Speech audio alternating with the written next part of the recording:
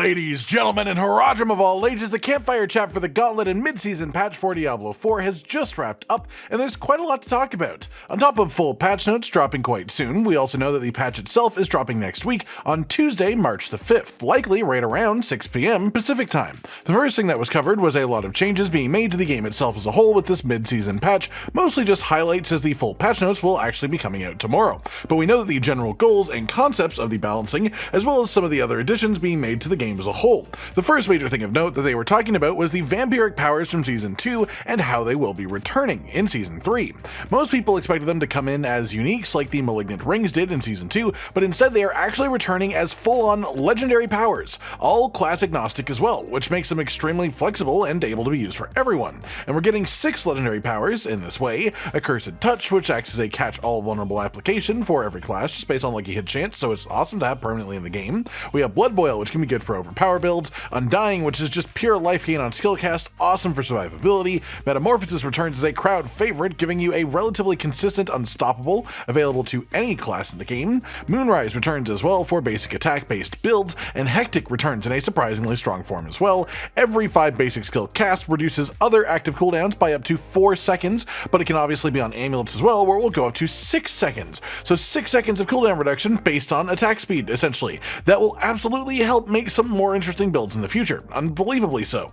Past that, we had some more overarching changes as well. Snapshotting is going to be massively fixed, specifically changing a lot of the most problematic occurrences of it, with the goals being to eventually completely remove the concept from the game over time. In the Gauntlet, to help prevent this from having any effect, they will be disabling the ability to change your gear, skills, or Paragon nodes while you are in the Gauntlet area. As well, the other main bug fix-based thing is for Rogue, changing the Weapon Mastery passive to not double dip unintentionally, as well as fixing the Precision key passive too, which will get some further changes later on, which are a bit less bug related.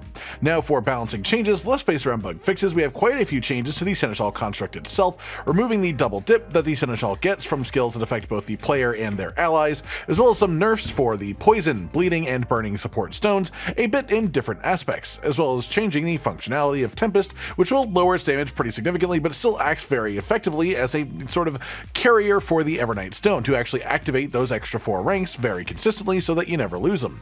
Then we have balance changes for Barbarian, with their overarching notes being that there are no nerfs coming to charge, at least not inside of this season, at the middle of the season. Then they are also buffing early game for the class a little bit by rebalancing the basic skills a little bit more. Then they are also buffing things like Ground Stomp's ultimate skill cooldown reduction, and also Gore's devastating grips are getting a bit of a bump too. It won't be back to overpowered like it was at the release of the game in the first place, but it should be at least usable again compared to how it is now. After that, we have Sorceress changes, Incinerate getting massive buffs not only to damage, but also to the defense that it offers, and the immobilized duration from Greater Incinerate. As well, they are going to be buffing conjuration skills in general, and they have some passives and Paragon glyphs getting changes as well. Following that will be Druid, more buffs to early game basic skills to help even out the leveling difficulty curve, then some buffs to passives, but also just a generally massive move towards buffing companions for this class as a whole, buffing the damage of all companions, but especially wolves even compared to the other ones, and also a further buff to the Storm's companion unique pants to actually make them genuinely quite a lot stronger than they currently are. Not just increasing the wolves' ranks that they give you to a pretty nice amount, but also the damage of the Storm Howl itself is going up pretty massively too. Next up, we have Rogue class changes. Again, some changes to basic skills to hopefully make them feel a little bit better to use. Buffs for Flurry as an underused core skill, a reduction in the stacks required for the Precision key passive, then a rework on the branching volleys aspect. Now barrage arrows still have the same split chance function they had before, but at a much higher percentage chance, as well as just a massive damage boost to the ricochet arrows as well in the first place, which is pretty neat too. Then finally we have Necromancer changes, which are pretty hefty as well. Firstly, just a full page of minion buffs, damage increases, health increases, passives and Paragon nodes and glyphs being changed and increased, and the corporeal glyph now both increases physical damage of you and your minions, but now also provides a bonus 1% move speed to the player per active minion, which is quite fun too. And they are also promising to do quite a bit more to buff minions in Season 4 as well.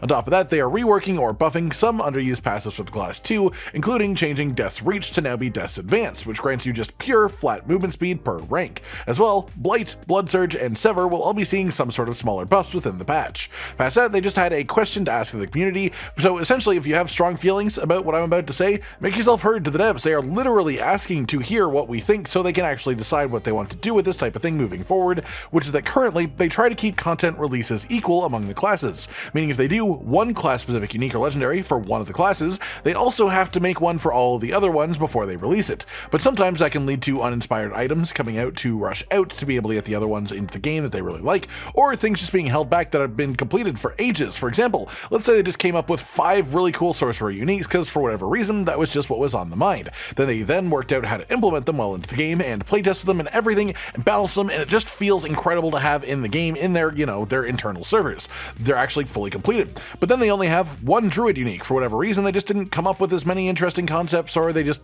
took a lot longer to implement whatever it is. So should these sorcerer uniques just sit in a vault until there are also 5 Druid uniques ready, or should they just release them because they're ready to go? Personally, I'm in favor of the latter option. I mean, more content for the game is more content. Whether it affects me now or it affects me in a few months, chances are high that I will experience new items being added to the game at some point, because I play a lot of classes and I switch between them every season, and I never want to bottleneck the amount of potential content because of something arbitrary like, well, I mean, the other classes aren't getting stuff at the same time, but that's my opinion. So let the devs know your own 2 cents as well. Then we had the star of the show for this stream really, which is the Gauntlet. Obviously this is also coming with the patch that is coming this Tuesday, March 5th, and as well we also got given literally 3 live commentated runs in a row from different classes to show us a bit of what the Gauntlet is really going to be like, and we learned quite a bit. First and foremost, we had full confirmation that even at this stage, the Gauntlet is going to contain level 124 enemies. That means it will be the equivalent difficulty of a tier 70 nightmare dungeon. So if you can handle that, you can handle the Gauntlet. Once inside the Gauntlet, there is an 8-minute timer. Your goal is not to quote-unquote reach the end with the most time remaining, because the end is just when the timer runs out. It happens naturally. Instead, your goal is to use those 8 minutes that you are guaranteed to have to the best of your ability to gather as much score as possible, as many proofs of might. All enemies that you kill will drop proofs of might, which count as score. It is picked up automatically, so you don't have to awkwardly fiddle around picking it up as you go. You just kill stuff. Your entire focus is killing things, and also the path that you take. Elites are worth more score than regular enemies, bosses are worth more than elites, so bosses when killed will also actually drop shrines. On top of that, there are also Gauntlet specific shrines that exist that can do things like increase your score in general, or the more common ones exist to respawn every enemy in the dungeon. As well, there are certain enemies that drop keys, and there are chests that you can open with these keys for bonus score too.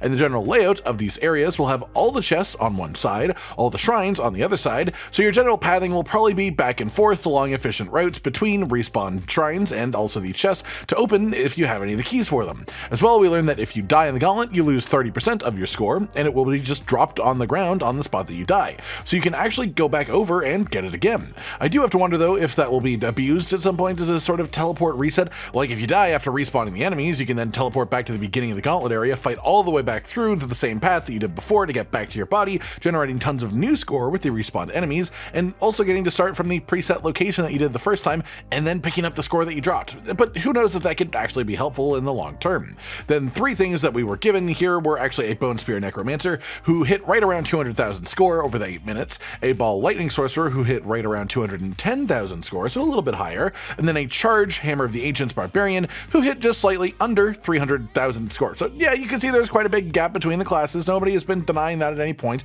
but that sort of emphasizes why it matters. The leaderboards will be tied to the Gauntlet that will be split between the classes. In fact, there are actually 16 different leaderboards, one for each class, one for groups of 2, 3, or 4, and then each of those are also split between softcore and hardcore characters as well. So the group of people that you are competing against is quite condensed and made to be as fair as it could possibly be, with all likelihood being that the pathing choices through the Gauntlet will be the most relevant thing to your score and your ranking at the end of the week as well. No matter your skill level, though, each leaderboard is split up into 5 seals, 5 different sort of ranking groups. 4 of these are just sort of general benchmarks of reaching a certain score that devs thought was reasonable for that class that week, then the final seal being the proper leaderboards themselves, the ranking of the top 1,000 or so players. At the end of the week, you get 1 cache per seal that you've received from the Gauntlet that week. If you crack the final seal, then all the items that drop from the cache will also be item power 925, which isn't bad in itself either. Then to round the Campfire Chat off, we had a bit of an update on some of the incoming changes with Season 4 in the future, with the big main one being the announcement of a PTR, a public test realm for Season 4, where all PC Battle.net players will be able to test the season early to help the developers get the final product into a better state before release. We've been asking for this for ages, and the devs have specifically said that they won't necessarily do this every season, but for ones with larger amounts of changes, such as Season 4, that they could use to help with testing, it definitely makes sense to do it. We don't know when this PTR will be quite yet, but we do know that there will be a meaty Campfire Chat stream dedicated just to the PTR coming at some point in the next couple of weeks, which should have a whole lot more information on the whole thing. And in the Q&A, May, there were some winky hint type moments where Joseph Pipiora maybe, just maybe, implied that there will be a lot of new endgame content tested in this PTR for Season 4, including a possible returning variation of Abattoir of Zir. And all of that is incredibly interesting for sure, too. Past that, we are being told that the sheer number of changes in general is quite high, headed up by the itemization changes that we knew were going to happen to try and make general loot feel more rewarding as a whole, and the main other change that we were told is coming is that the required sparks to craft an uber unique item will be going down from the hefty 5 that it is to 4, which isn't really that much lower. It's not that big of a drop, but it is a drop, so it is undeniably better than it was before, so you know, we can celebrate that at least a little bit.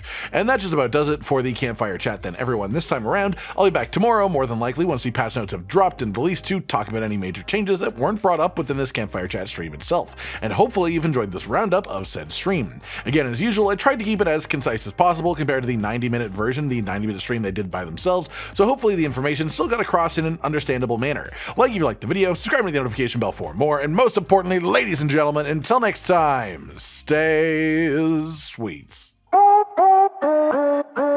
Josh, Cotton, and Hollow with the videos, dropping the humor like a hammer on your tippy toes, bringing entertainment on a daily arrangement to take our insanity and turn it into entertainment. Yes, I said entertainment twice, to reiterate that it is nice to look into your faces on a mostly daily basis when you let us in your homes to make the whole world a stage. Goodbye.